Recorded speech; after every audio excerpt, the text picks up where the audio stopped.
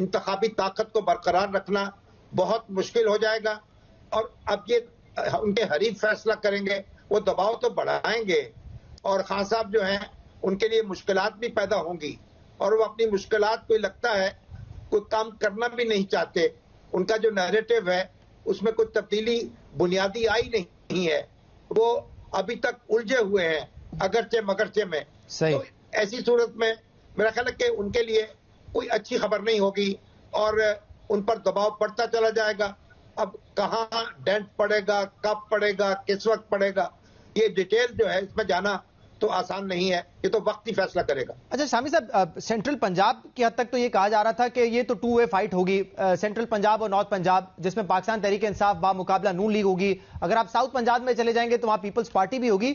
लेकिन 9 मई के बाद अब सूरत-ए-हाल तब्दील हो गई है, कुछ नए ग्रुप्स, नई पार्टीज बनने की बात हो रही है। तरीन साहब कह रहे हैं कि जल्द अपनी पार्टी का ऐलान करेंगे।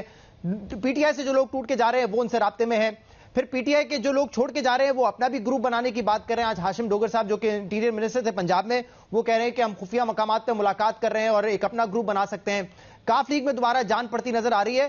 तो ये सडनली क्या हुआ है, जहां पे 2 पार्टी फाइट हम देख रहे थे 2023 में, अब काफी सारे स्टेक होल्डर्स आ गए, पार्टीज आ गए जो कि कोशिश करेंगे कि पंजाब में सीटें जीते हैं। देखिए, ये जो भी खलबली मची हुई है और जो भी ग्रुपिंग हो रही है वो पीटीआई की कॉन्स्टिट्यूएंसी में हो रही है। यानी ये ग्रुप जो है मुस्लिम लीग नून का वोट नहीं तोड़ेंगे, ये पीपल्स पार्टी का वोट नहीं तोड़ेंगे, ये तो पीटीआई को मुतासर करेंगे। ये एक पार्टी में जाएं या अपना ग्रुप बनाएं या अपनी कोई पार्टी बना लें या 2-3 धड़ों में बढ़ जाएं, नुकसान पीटीआई को होगा इनका, मुस्लिम लीग नून को नहीं होगा।